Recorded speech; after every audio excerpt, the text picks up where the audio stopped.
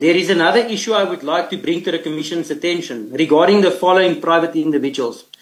Jaco Hanekom, Chris Smith from Track Squad, and Etienne van der Walt, who owns Track Squad as well as Titan Security. All at some stage had appointment letters from EMPD stating that they form part of a EMPD truck hijacking task team.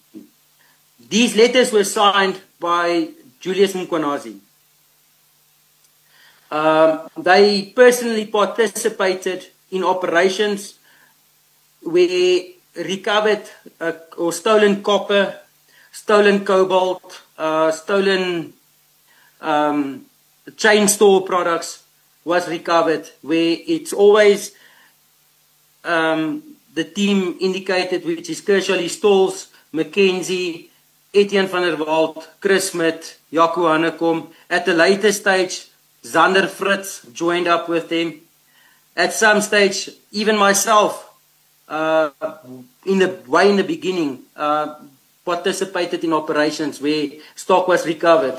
Only to realize that, and this is a question that most of us in our fraternity asked, is a truck gets hijacked, blue light hijacking, a week, 2 weeks later, there is an amount mentioned to the owner or the client that there's a recovery fee of 600,000 Rand or R1 million in relation to the hijacked goods.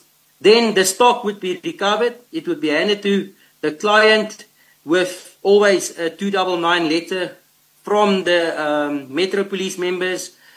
At one stage, Chris Smith was having paperwork to say that he's appointed by certain insurance companies to look for the stock, and then stock would be held back until the client pays a recovery fee. So basically extorted.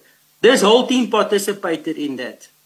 And it was done with Chief Julius Mkhwanazi's knowledge.